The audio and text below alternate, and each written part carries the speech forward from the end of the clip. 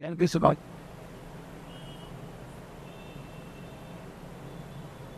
Welcome to episode 1 of the BioPulse Podcast. My name is Jordan and I'm the founder of BioPulse.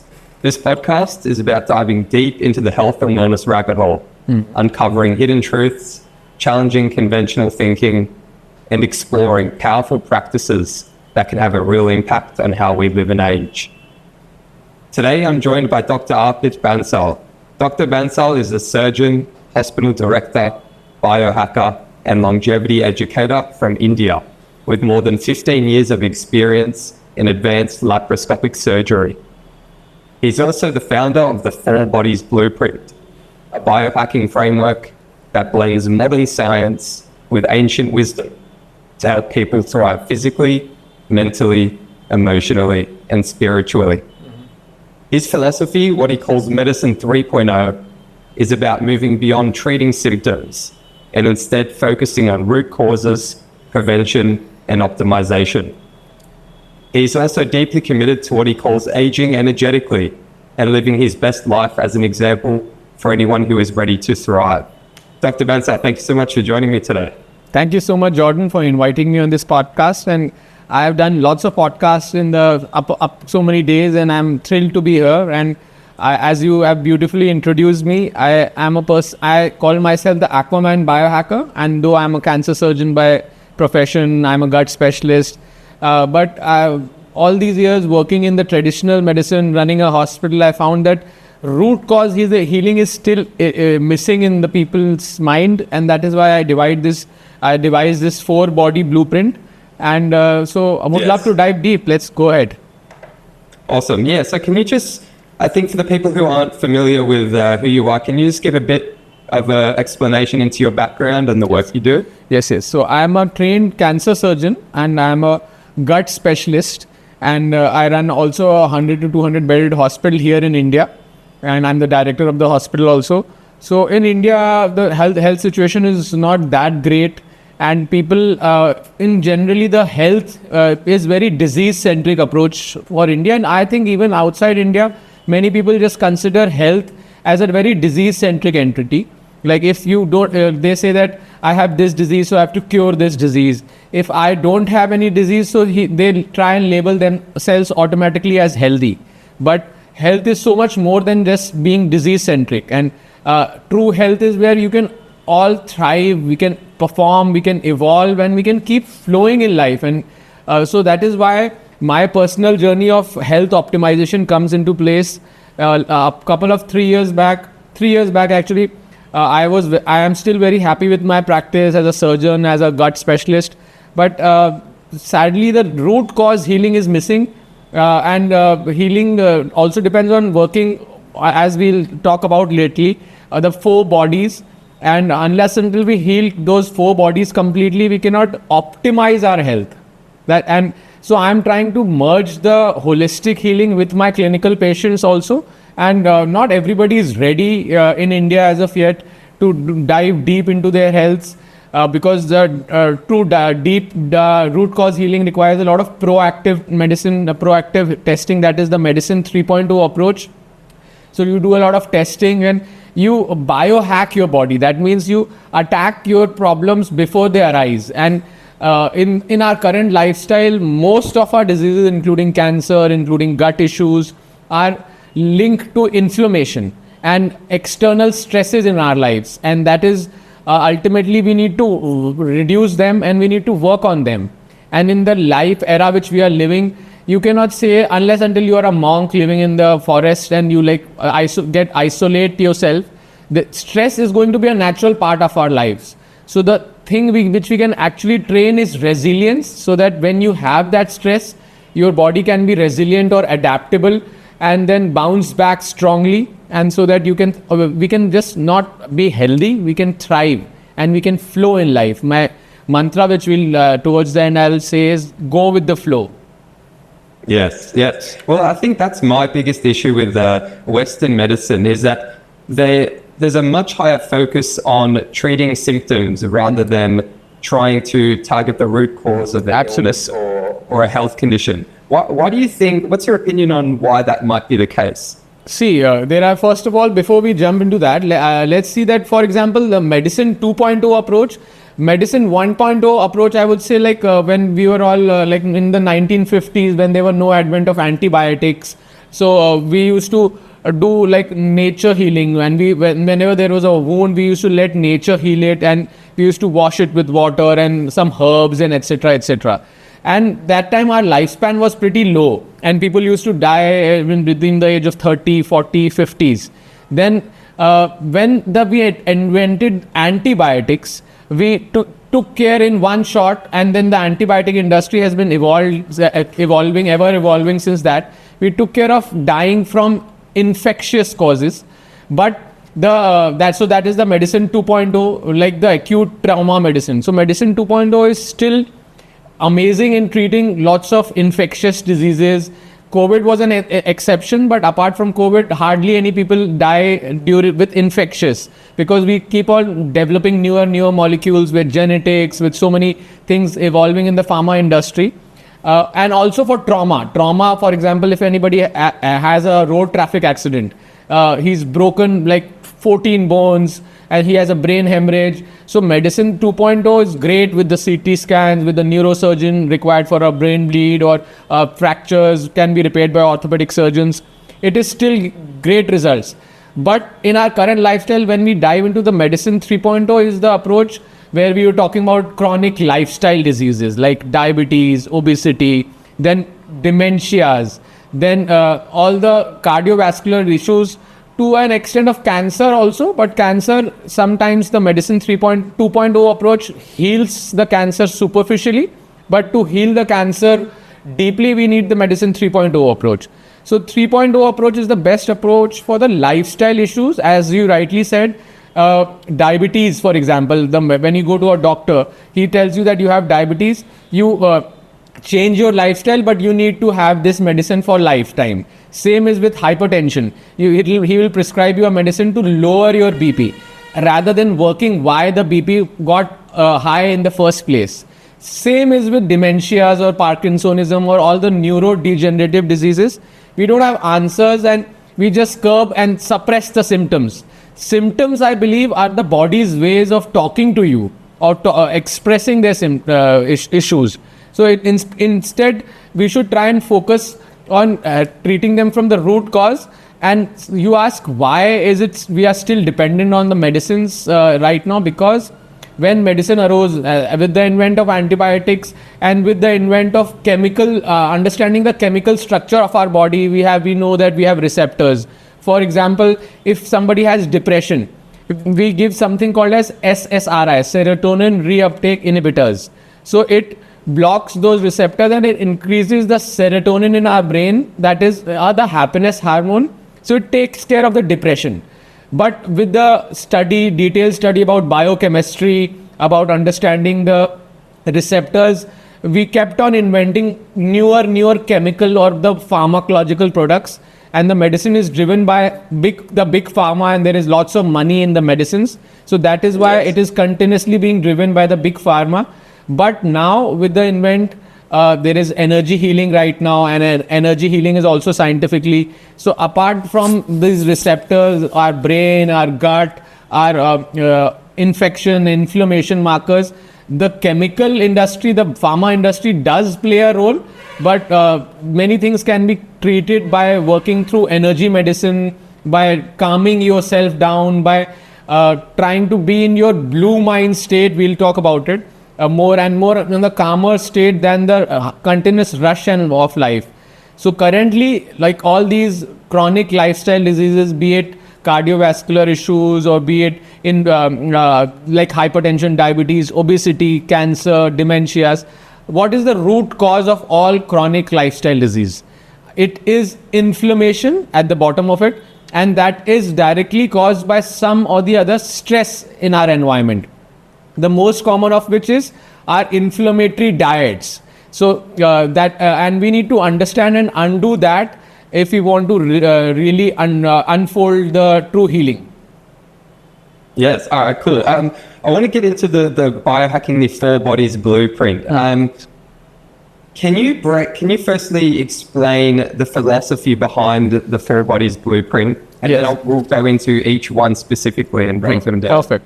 So, we are doctors and people come to us for health, and we, as a society, have been conditioned that we are just one body, take care of it, nurture it. But I went ahead and broke those four bodies into the four elemental bodies rather than one bodies. So I believe that there are.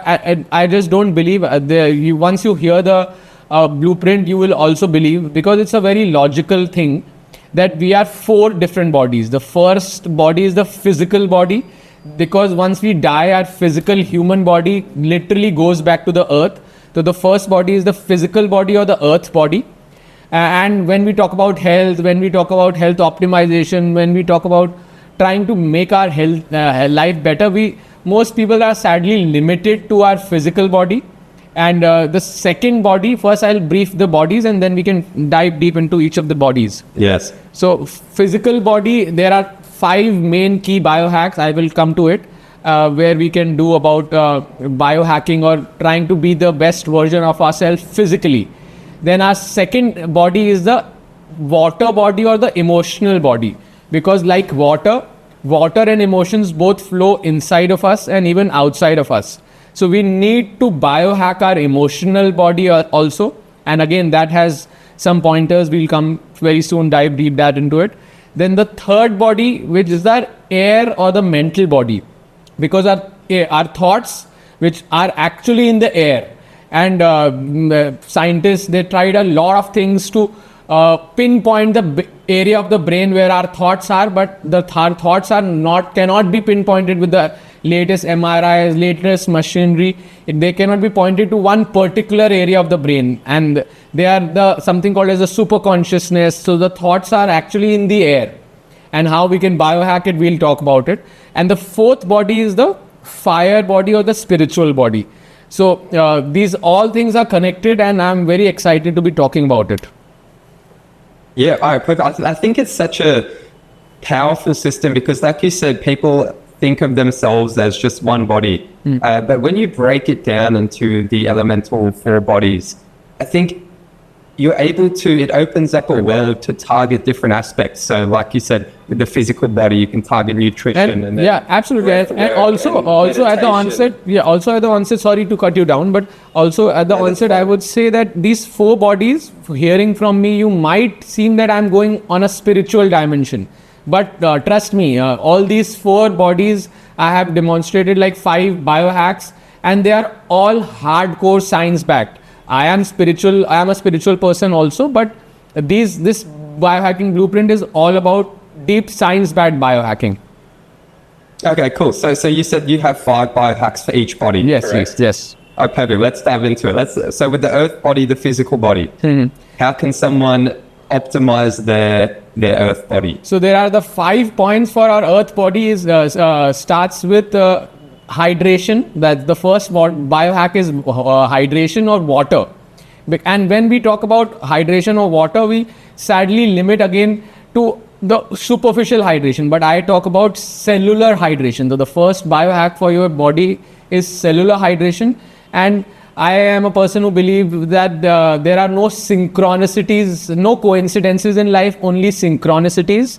And since we say that there are no coincidences, the fact that the planet Earth is 70% water and our human body is also 70% water, it's a big stark coincidence right in our faces. So that this is how my journey actually started. So water has the power, and like water is the root of everything in our bodies, in our life. Like all the cellular process which happens in our body, from any biomechanical process, be it a heartbeat, be it a respiration, our lungs breathing, or be it our immune system working, or be it our brains thinking, at a cellular level, either water is moving inside the cell or outside the cell through sodium potassium channels and various channels. So the biohack is cellular hydration. And obviously, so this is my molecular hydrogen water bottle. This is one example of that. But ultimately, obviously, you need to consume the right quality of foods, hydration is also consuming water to the fruits and vegetables, right? Electrolytes. And you would be surprised to know that that's just 2% drop in your body hydration levels can make you perform 20% less by your mental acuity and your physical performance, and that too without you realizing it. So that's how the power of water is in our body.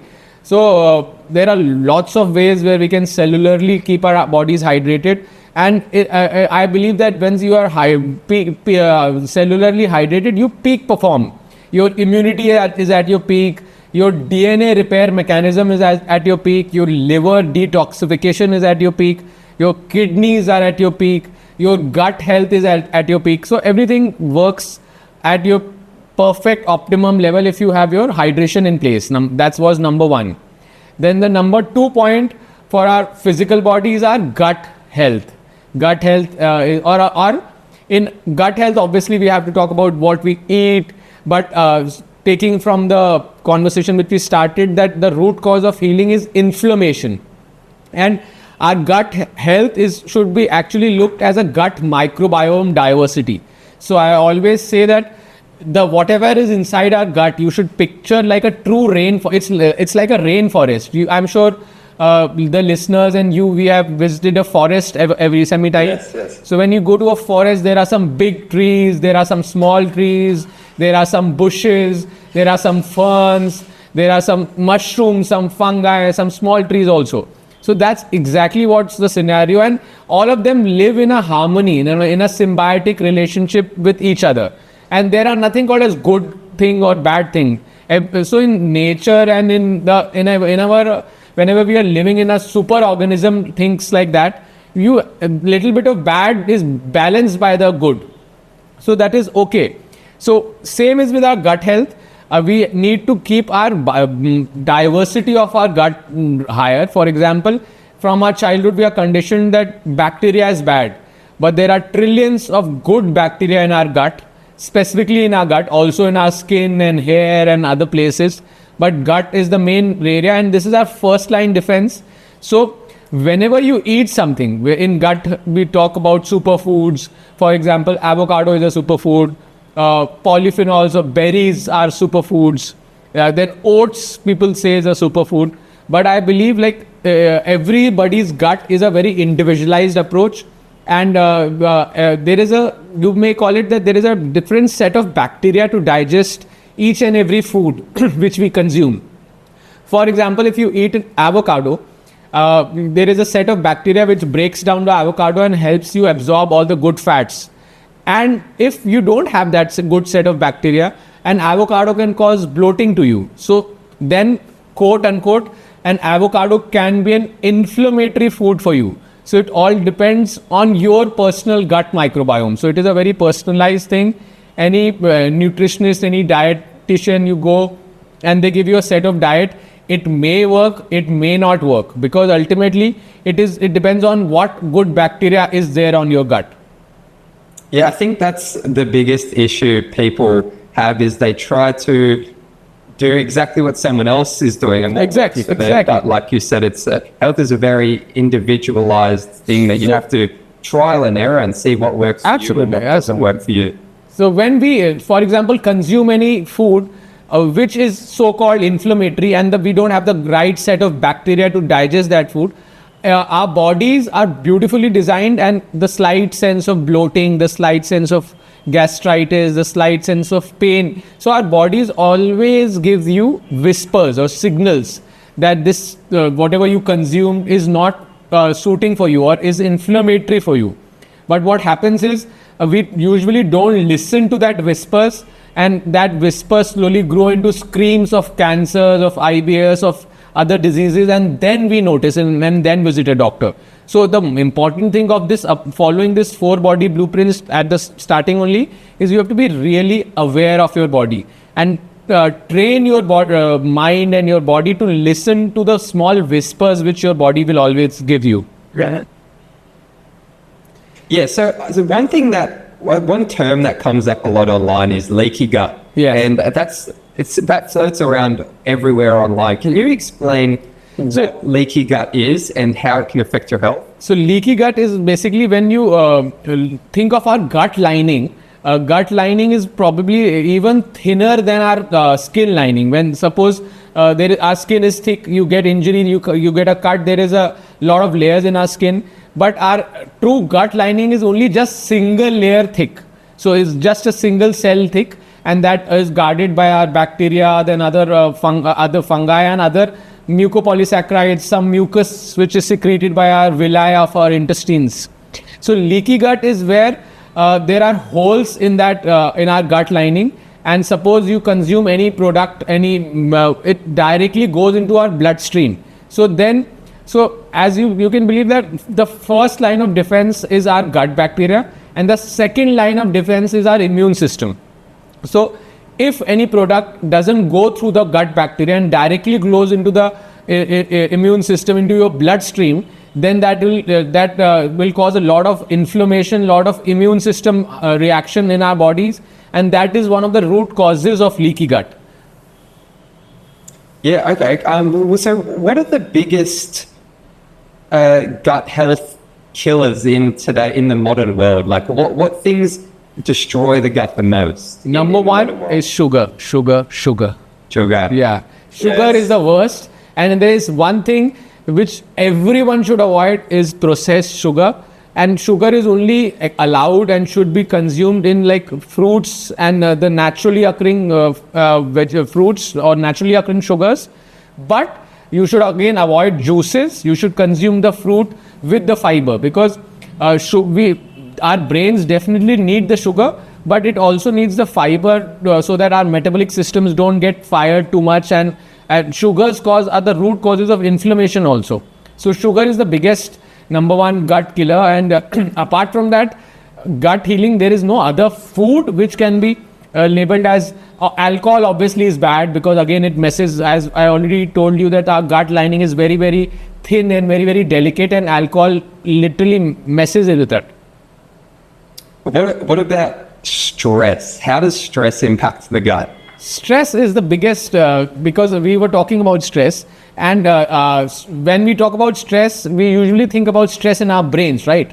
But our gut, here is how our gut is directly linked to stress, because of the gut-brain connection.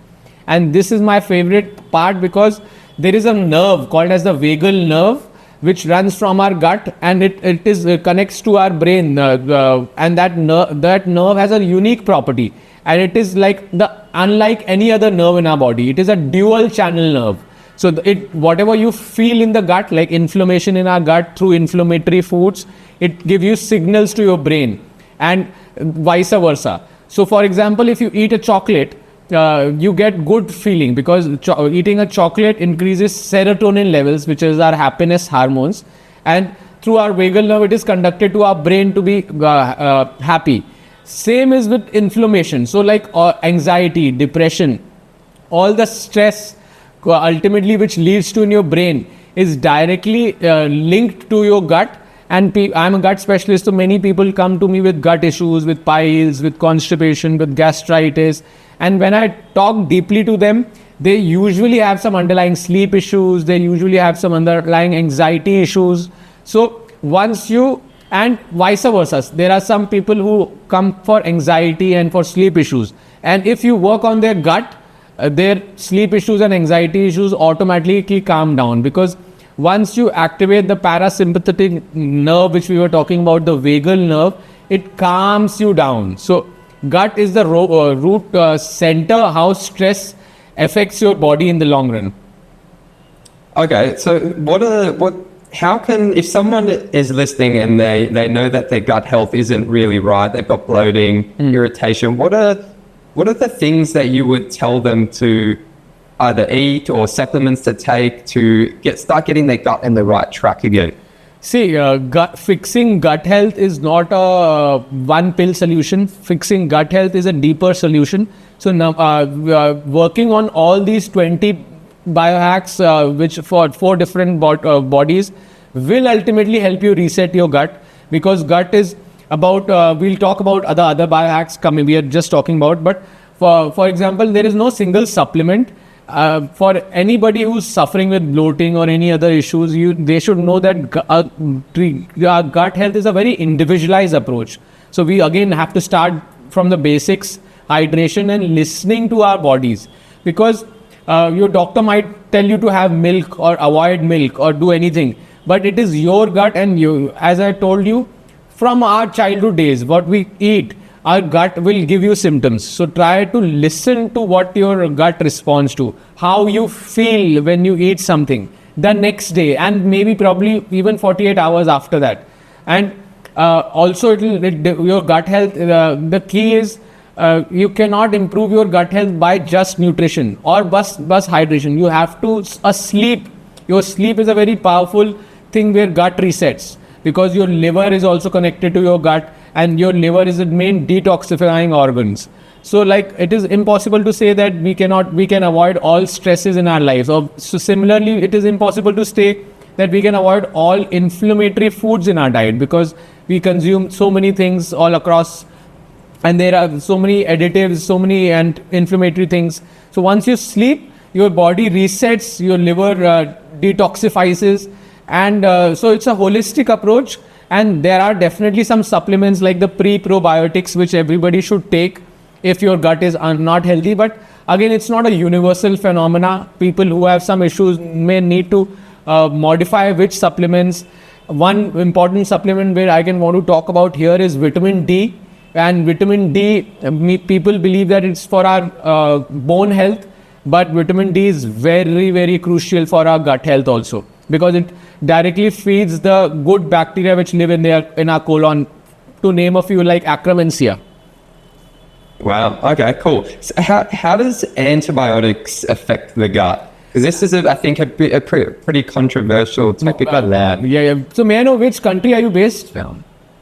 Australia. Yeah, Australia. So actually, I asked that because in India, antibiotic nuisance, as we already talked, when antibiotics were discovered in like 50 years back, that time antibiotics were good.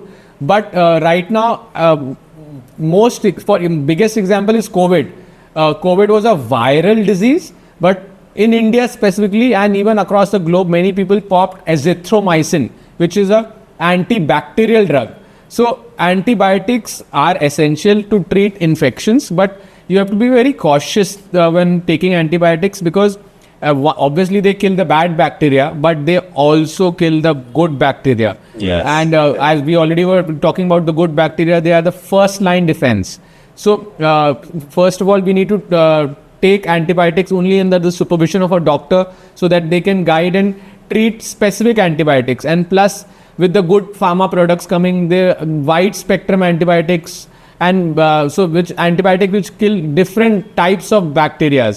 That is the wide spectrum antibiotics. So you should not pop a pill for any loose motion or viral infections, specifically the antibiotic pills.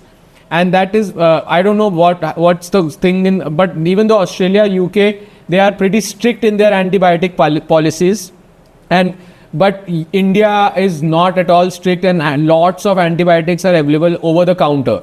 And that explains why even the younger generation is suffering from a lot of anxiety issues, because again, for smaller viral infections, for diarrheal infections, for cough and all those things, they routinely prescribe antibiotics, and they messes up with their good gut bacteria, leading to bad gut-brain connection and leading to anxiety, sleep issues, and overall low immunity in general.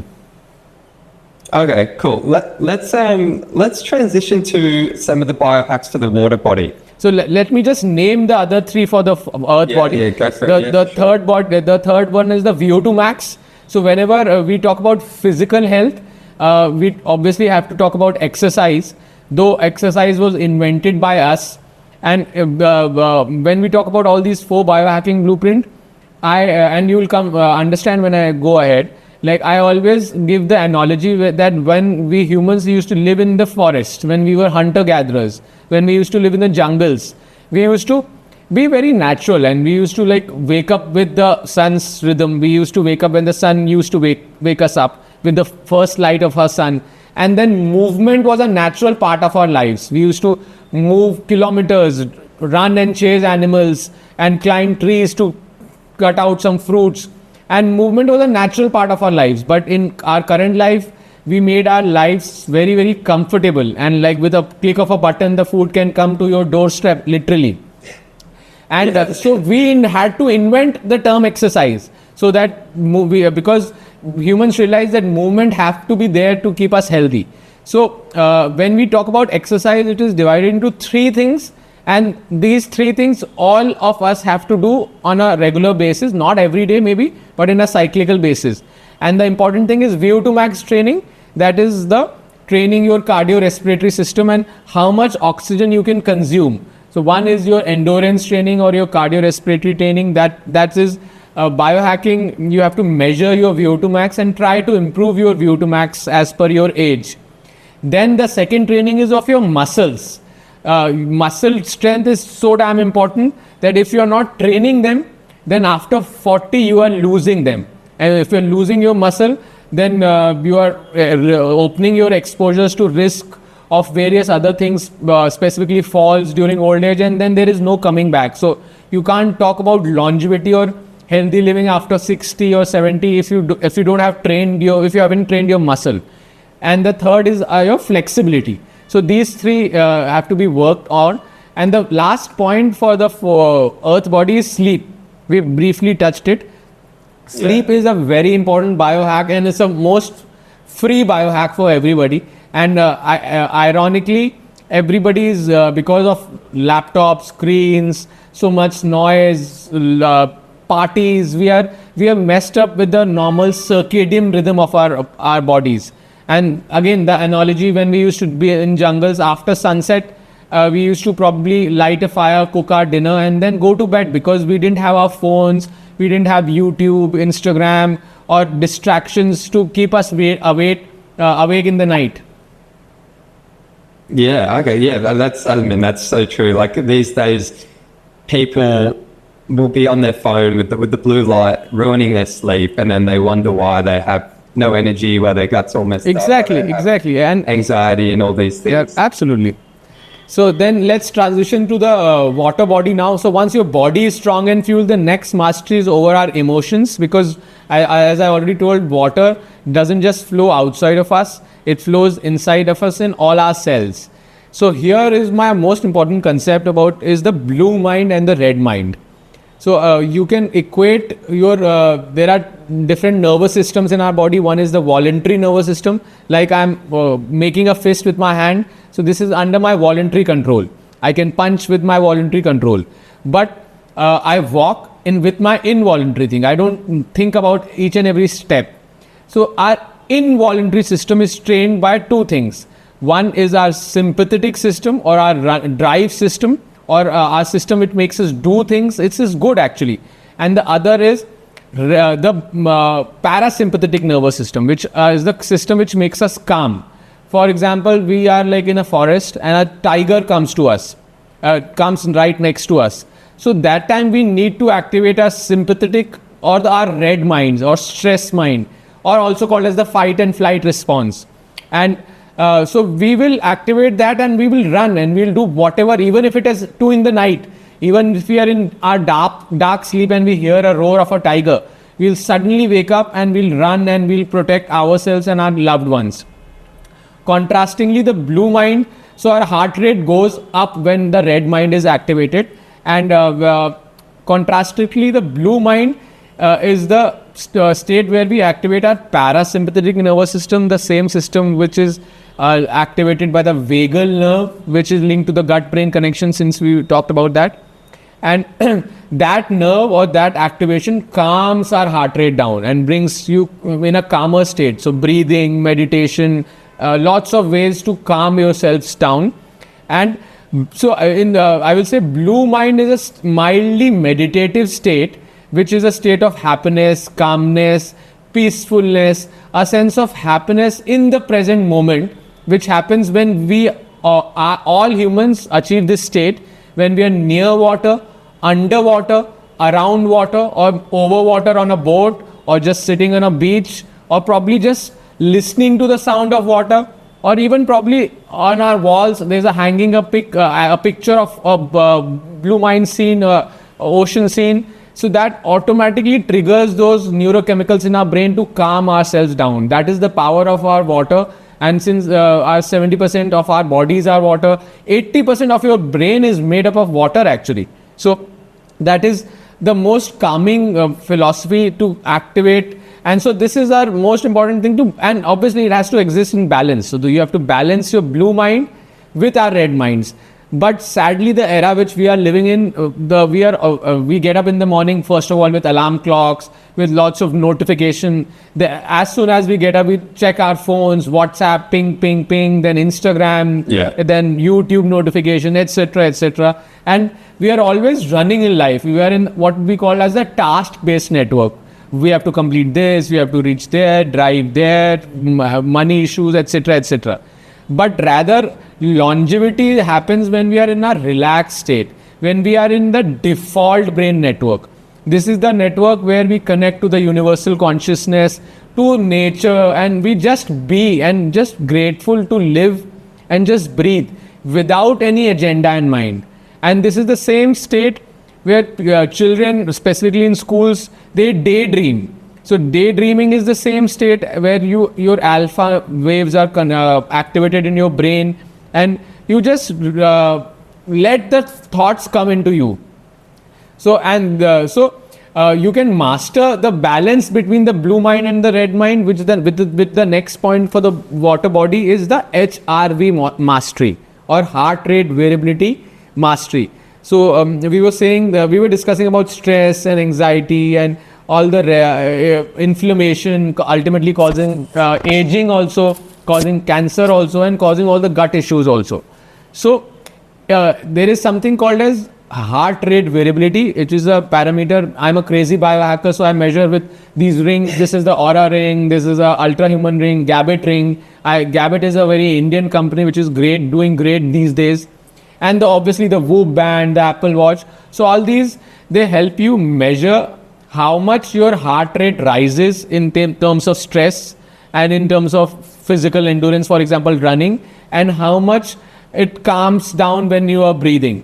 For example, there is a mode in Whoop called as the stage mode, stage performance mode. So whenever I go for my stage talks, I switch on that mode on, and after the talk, I come and see it, that whether I was anxious at some time, whether my heart rate was rising. But since now I've been doing this quite often, so my heart rate stays steady and stable because I have become resilient and I've trained it.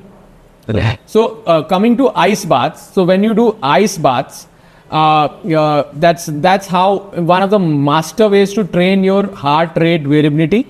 Again, it's not simple heart rate, it's how variable your heart rates are. And it's a difficult parameter to measure, but it measures resilience, and not just your physical resilience, your emotional resilience, your mental resilience, and your spiritual resilience as well. So when you can jump or go into an ice plunge at 0 degrees or 5 degrees, I have a protocol which I guide people how to start ice baths, specifically who are scared of cold plunges. And if you can slowly make your bodies adaptable and resilient, and because it's obviously not easy to go into extreme cold water, but that releases cold shock proteins, and if you contrast with saunas, then that also releases heat shock proteins. So ultimately they make your body resilient. And so I'll tell you my personal experience. I was always an overachiever in life. Last 3 years back, also I was doing so many things. I'm a bird watcher also. I'm an ocean conservationist. I talk about nature conservation also.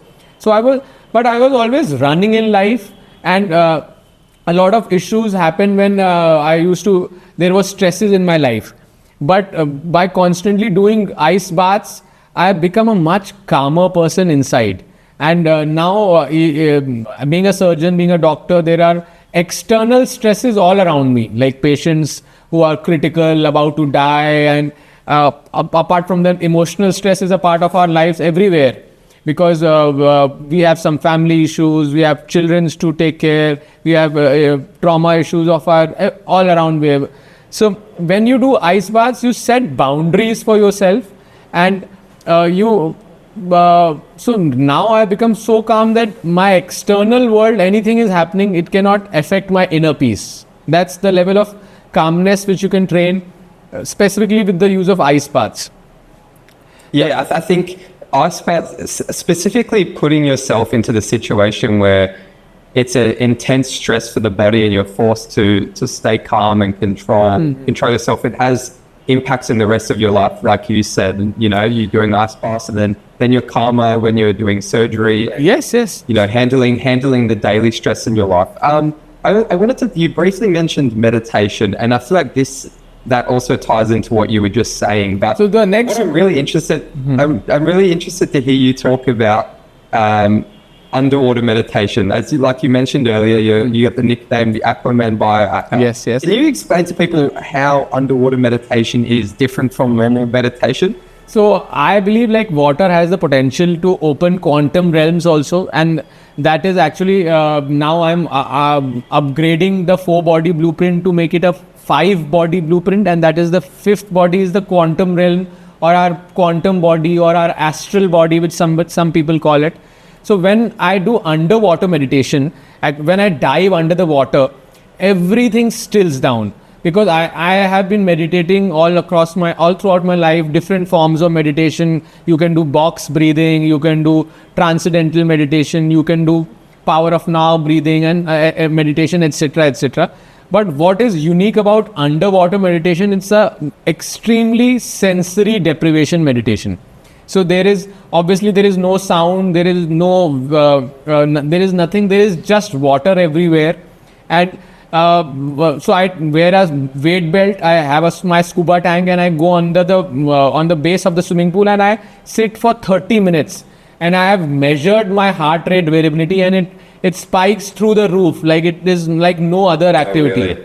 So that's what really happens, and it just calms you down, and it brings you in the immediate moment, and you have to focus on your breath, and you take your breath obviously through the scuba tank. So that is actually the 8th point is breath work, about water body, emotions body. If you're going through any stressful situation in life, just breathe deeply for 2 minutes and you will automatically calm down. Yeah, I think breathwork's something, and specifically meditation, something I've implemented a lot over the last couple of years, and it's helped tremendously. And I feel like breathwork in particular is becoming a lot more popular these days. Yes. You know, the rise of different people talking about it on different podcasts, and it's powerful because it can have such a quick impact on how it calms your body down, right? Mm-hmm. Absolutely. So the other points for the water body was gratitude. Obviously, emotional body, you have to do gratitude journaling, and when you do gratitude journaling, it actually rewires your emotions. It actually does that. And the last point is nature therapy. When you go in nature, outdoors, it actually releases some chemicals called as phytoncides, which actually double your immunity. So every day, people who are going in nature, they automatically have higher immunity because of those natural chemicals which get released in your body. Yeah, wow, that's interesting, very interesting. Can you dive into the fire body, the spiritual? No, before that, we'll come to the air body. So when we missed the air body. Yeah, yes. when the emotions settle in like a still lake, the mind clears, and that's when we begin shaping our air body, our thoughts, our focus, and our imagination. And the number one here is which you were talking about a lot, meditation. So meditation and alpha state practices. And for example, there is a protocol as NSDR, or non-sleep deep rest. So we talked about sleep a little bit. Everybody needs minimum 8 hours of sleep every day. But for example, due to some reasons, you could sleep only 5 hours or 6 hours a day. There is a protocol called as non-sleep deep rest meditation protocol. The famous ones are from Andrew Huberman. You can anybody can Google it. He has a very good protocol which is for around 20 minutes. And once you do it, it takes you in that alpha mind state. It talks about perception because our pain, our stress, everything is perception ultimately. So just 20 minutes of that session equals to the reset of your body by close to an hour of time, hour of deep sleep. So that is how powerful meditations can be. Yeah, wow. I've actually experimented with non-sleep deep rest, and they are very, very. And it's I'm from India, so it's the same as the yoga nidra. When also in yoga nidra protocol is also very similar. Yes. So I'm just mentioning some of the protocols. These are other similar things also going on. Then the other points for the air body is working on your neuroplasticity, learning new skills, literally builds new neural connections, and it is like the ultimate anti-aging tool for your brain. Like I am learning Spanish these days, so you need to do something which is outside your comfort zone, which you don't know anything about. And then there is, I told the 13th point is reading a book. So sometimes reading a book just for 10 minutes, I'll show you which book I am reading these days. This is my favorite, and it's called Life on the Edge. The coming age of quantum biology, and this is a game changer of a book, so that is why I showed to our listeners.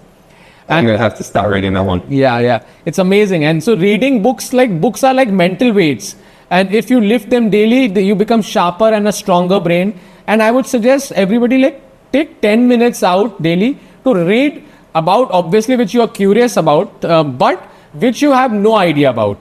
Not the topics which you are expert about. You should keep reading in those fields also, but something new, so to spark the new neural connections.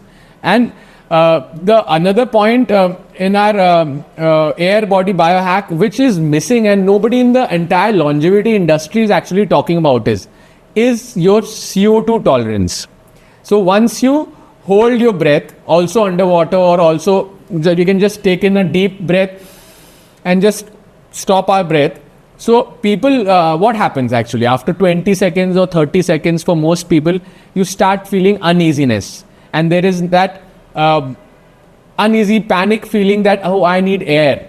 So it is not because of lack of oxygen, it is because of your CO2 building up in your body, and it is your body's and your brain's relationship with CO2 that makes you quicker, that makes you perform better.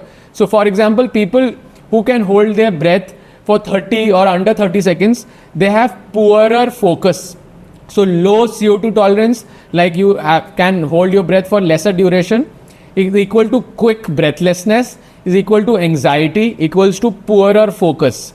And contrastingly high CO2 tolerance, so I have trained this, anybody can train this. I started with 30 seconds and now I can hold my breath for 3 minutes. And people who have high CO2 tolerance, who can do breath holding for longer durations, they are calm under pressure, and they have sharper thinking, and they have better stamina and better focus. So slowing down your breath is like speeding up your brain. So training CO2 tolerance is like your secret weapon for your mental longevity. So would you say the Wim Hof breathing method trains that CO2 tolerance? 100%, yeah. So Wim Hof has lots of breathing. I am a big follower of Wim Hof. Wim Hof's daughter Laura is a friend also, and we keep exchanging some brainstorming some friends things. So he has devised lots of and again, so CO2 tolerance can be paired with ice baths, ice plunges, and so I usually, what happens is, it is important to, it is easier to hold your breath longer if your heart rate is lower. So if you should club those CO2 training activities, breath holding, or your Wim Hof breathing practices in and around or your cold plunges, because in cold plunges, if somebody is doing for their first time, obviously due to panic, the heart rate will rise again. But like an experienced person, or if you do it regularly, during the ice plunges, cold bath session, your heart rate will go down. So when your heart rate is low, around, for me it goes around to 40, 44, but for most people it will be around 50, 60. So that time, if you train your breathing protocol by Wim Hof or by anybody else, you can then probably hold for longer, and ultimately you will come out with a sharper mind. Yeah, interesting. I'm going to have to start doing that again, because I was doing the Wim Hof breathing for quite a while and I've stopped. So that's my sign to to start doing it again. 100%. Now you also have digital detox as part of the Air Body. Yes. Why is that important? That is again very important in this life, because digital reset is again we were talked about notifications. Like being a doctor, I get phone calls, WhatsApp, queries all across. But I have made it a protocol that apart from my working 10 to 12 hours, my phone is on do not disturb. And even during my working hours, I keep it off all notifications, because what notifications is a flow breaker. If you are not, we'll talk about flow in the fire body, but flow state is the most sacred state. And if it is a state where you immerse yourself into the activity and you just do it with full attention, with full passion. But if you are constantly distracted by notifications, by WhatsApp, by Instagram, by watching our emails again and again, so this digital detox, ideally, at least one day of a week, you should live without your phones, but that is not practically possible. So minimum digital detox has to be once you get up in the morning, first 2 hours, and at least the last hour of your day before going to bed should be without any digital devices. So I have like a spare phone in which I keep it on the airplane mode for my affirmations, for my audible. I read a lot in the morning. I listen to audio podcasts, audio books. So that is still okay, but not engaging in distracting activities like Instagram, WhatsApp, not replying your WhatsApp message. To make it a point, like for example, if anybody getting up and then what's my protocol is I get up at around 6 o'clock or 5:30, and I don't look at my WhatsApp before 9 or 10 o'clock. Wow. Okay. I think that's something most people are struggling with today, is focus and lack of attention, lack of being able to stay in what you and you know these Google, these Instagram, all these companies they actually mint money for every second they grab your attention. So it's not, what you said is actually bang on. And I read a book called by Johan Harari. He's again a beautiful writer, called Stolen Focus. So our attention span, which is lagging in our generations, is not something our fault. Everybody thinks they go to coffees, more shots of coffees to get their attention span back, to get their focus span back. But it is actually being stolen by us, by constant notifications, by constant pushing to click here. And then when you search something on Google, you start with something, and 1 hour later you will see, you will go to something else which is far away from the point. So this is how they have trained the system, because they actually mint money the more eyes are there per second on their screens or on our phones. So that is why we have to protect our attention span if we have to stay focused. Yeah, the social media algorithms are designed to keep you on the app. Absolutely. Absolutely. They're designed to take away your attention. So I think, like you said, a practical protocol of keeping your phone on do not disturb or airplane mode or something like that, and just spending a few hours a day. Just, at least, whether it's doing meditation or just trying to stay in that flow state, I think is really helpful. Yeah. So now we jump to our fire body. When our mind is sharp and calm, the final ignition happens. The fire body, where purpose, spirit, and the inner energy comes alive. So the points where I mention here are purpose. For example, I have a purpose in life right now to spread this awareness and this biohacking blueprint so that people can heal their bodies completely from within. And being a doctor, when it comes from a doctor, I am hoping that people will take it more seriously, because I have seen the other extreme of health. I've seen the pill prescription. I'm a surgeon, so I've seen the extremities of all those things. So find your why, and by talking to yourself, by questioning yourself, by contemplating what you want in life, and once you find your why, you automatically extend your life by 7 to 10 years. This is science speaking, because even taking away from your economical background, your social background, your nutrition background, if you have a why in your life, you are directly extending your life. Yeah, I think what happens a lot of the time is that when someone retires after a long career, sometimes they go downhill very quickly. Yes. And pass away a few years later, or a few months later after they retire, because they've lost their purpose, they've lost their So why is this that we have conditioned that we have only one job, and once we retire there is no purpose in life? Again, this is a human-made protocol that you can only do one thing in your life. You can do every one of us can do so many things in our lives. We limit that. It's a limited mindset, and mindset is everything. And that's limited mindset that I am a doctor, so I can only do things related to doctor. So I'm a bird watcher also. I'm a scuba diver also. I conserve the planet. I'm a international speaker also. I speak at various conferences. So you can do, and everybody can. I'm a marathon runner also. I run marathons. I'm probably training for the Ironman next year in Denmark. And that's nuts. Yeah, I saw some clips on your Instagram. I'm not up to the marathons yet, so I'll leave that for you for now. So the next point in our fire body is fasting. And it is so curious that most of our religious tradition, be it Hinduism, be it Muslim, be it Christian, they have some other thing related to fasting. And intermittent fasting is definitely a great thing also. But at a cellular level, what does fasting does? It triggers something called as cellular autophagy, our cellular debris cleaning mechanism. And just a 24-hour fast, maybe once a month also, can boost your cellular autophagy by 300%. So your toxicity will automatically clear. It will clear your emotional and mental clutter, and it will sharpen your fire. So fasting is not a religious activity. It may also be a religious activity, but it is a scientifically detoxing activity. And we can be smart by clubbing it with saunas and with other detoxifying activities.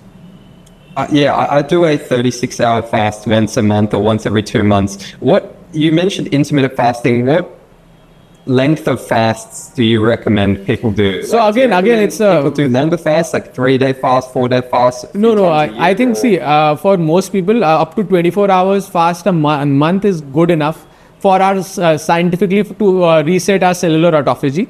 But intermittent fasting is where we increase our metabolic flexibility, and that is one of the root causes of working against any of the lifestyle diseases, be it obesity, be it diabetes.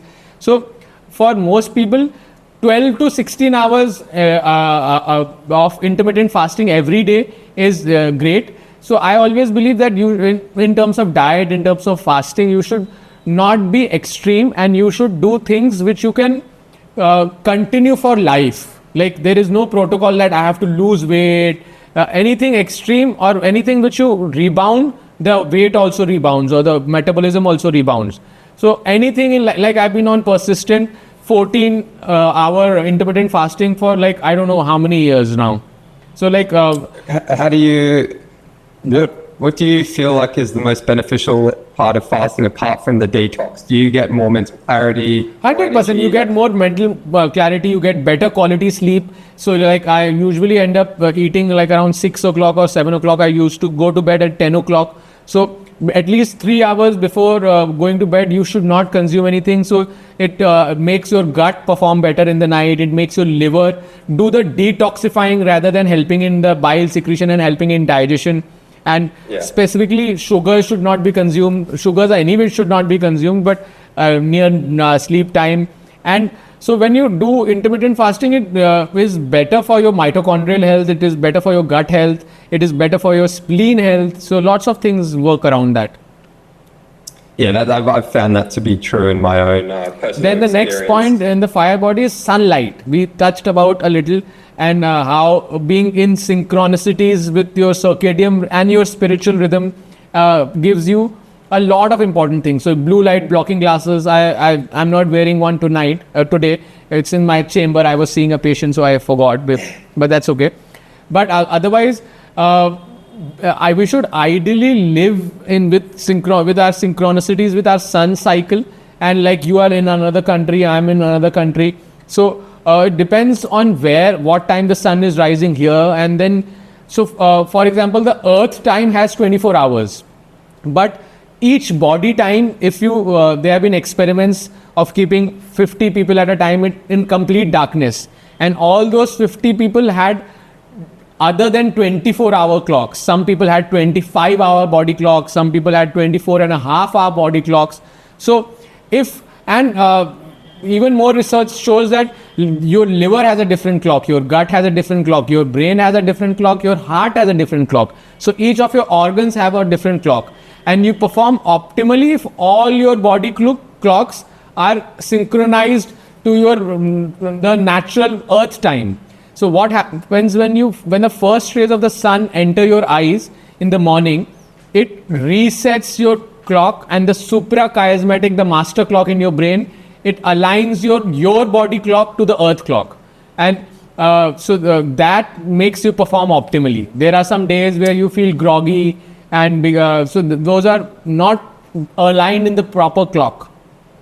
So when you wake up, get some sunlight in your eyes, obviously without sunglasses on, and blue light blocking glasses at night. Is there anything else people can do to help sync the circadian rhythm? I know there are a number of things. The important thing is catch the first hour of sunlight. So for example, the ideal time to get up is like just before sunrise, at least 15-20 minutes where it is still dark and the sun rises in front of you, and take that one. So go outdoors in the first 1 to 2 hours of your life, maybe a walk, or take your dog for a walk, or run. I prefer run, but for other people can just go outdoors, nature therapy. That is the most important thing. And in the evening, if possible, try and see the sunset when the sun is going down. That is also a very important time to reset your clock, because seeing the sunset, it triggers those melatonin receptors, and it builds up this adenosine, your sleep pressure, and it makes you sleep better at night. And then once the sun is set, you should wear blue light blocking glasses. And even during the day when there is lots of devices, then you can also wear blue light blocking glasses. Not in the early morning and not during sunset. You should not wear any glasses. And during the day, obviously, you should wear sunglasses to avoid the infrared rays and the other rays which harm you. And other thing is basically these things only, that after sunset, you should try and wear the blue light blocking glasses to protect you from the harmful blue light. Now, just while we're on the topic of circadian rhythm, I see you posted an Instagram reel about you went to Chicago for a speaking event. Yes. You flew there, and then you did some networking, and then you went to bed and spoke for 2 days.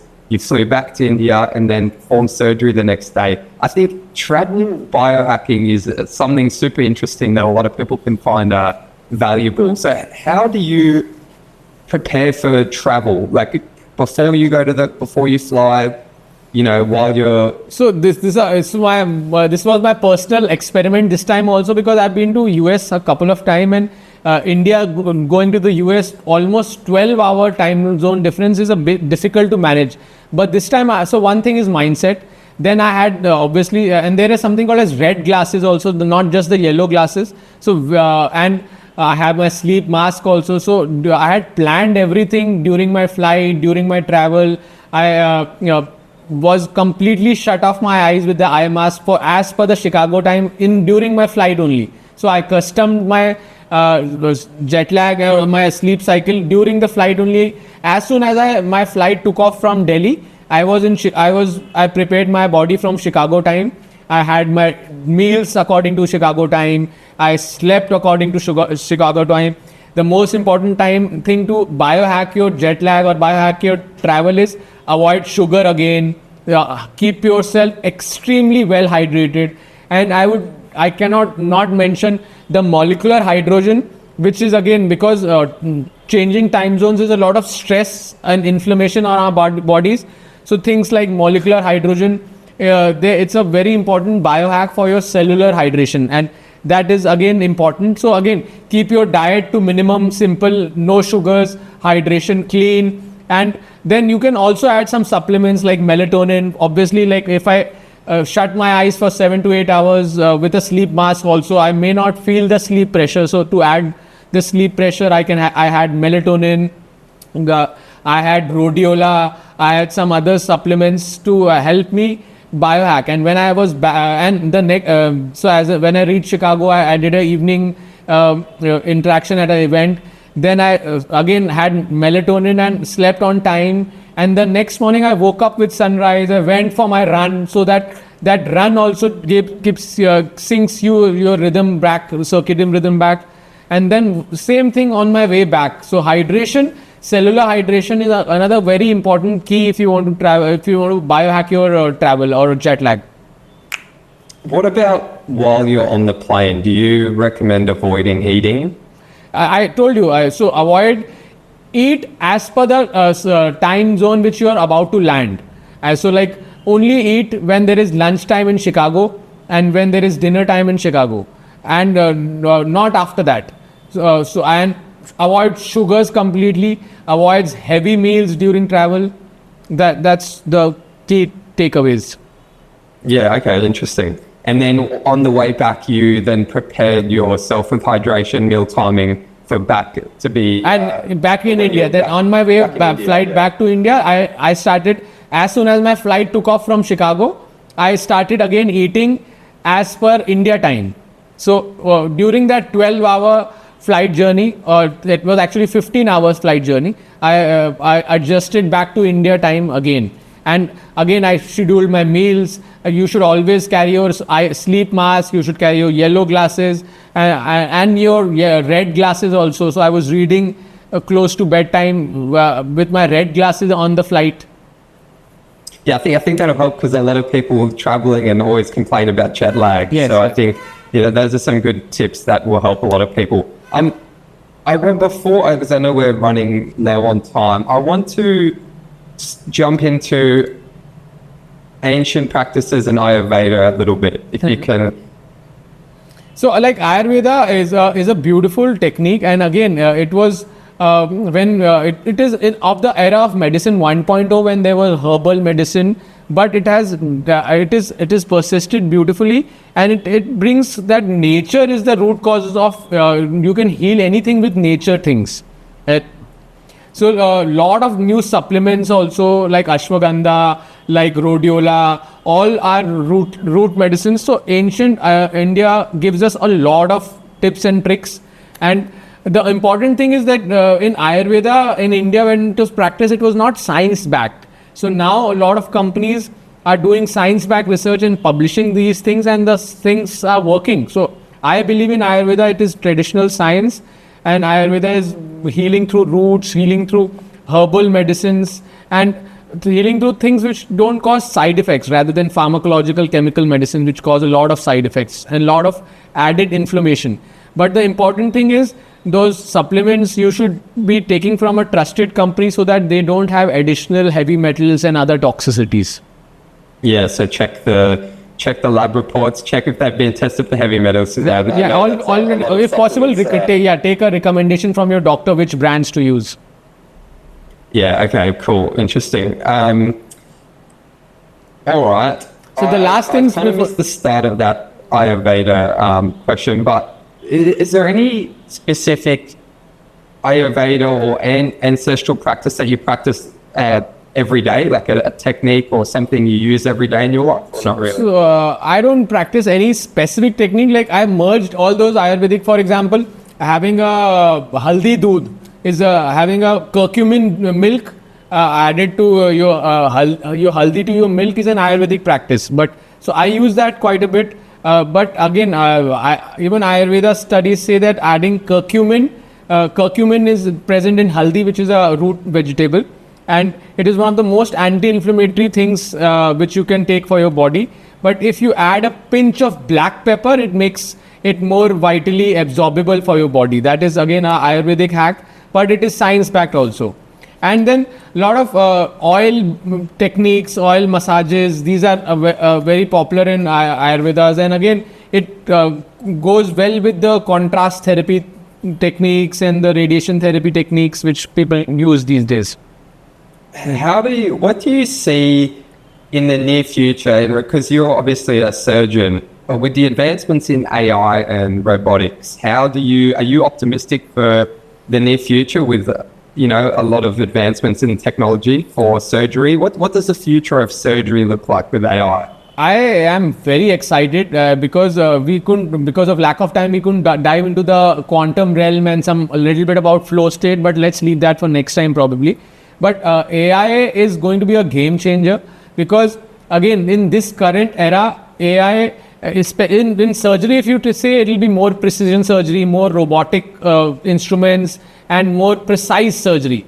And in medicine, I think again AI will play a big role, because it will be like integrative health. What we are trying to do, like for example, if I envision a future where person is walking to my clinic, and everything will be accounted for: his blood reports, his nutrition status, his gut microbiome report, his hydration status, how much hours and what quality of sleep did he got last night, then what meditation practices does he does, how is his blue mind and red mind. So we all can, AI again, as you know, is a data master. You can feed any data and it will integrate in within seconds.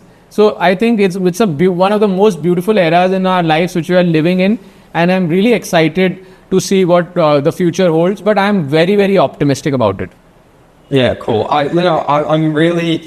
really like your whole protocol and paradigm when it comes to health, and how it's more of an integrative thing with all of the bodies, and you don't just focus on one area. It's a comprehensive thing, and I think that's a very important way for people to start improving their health.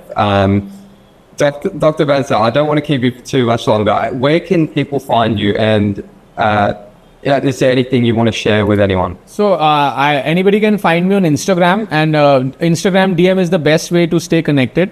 I do a lot of these medicine 3.0 consultations. Actually, I have a consultation lined up just after this, and I do these consultations from all over the world. I have like some patients in Germany, Dubai, and lots of people across the globe. So this is obviously I do the medical healing also, but I try to connect and guide the persons to their individualized approach as per these protocols, and when to do ice baths. There are some things which we couldn't cover, because it's like this topic I can speak for a couple of hours actually. There is something we need to work on your core body temperature to get better quality sleep, and lots of other things. But people, I would be grateful if people can reach me on Instagram. That is a great way.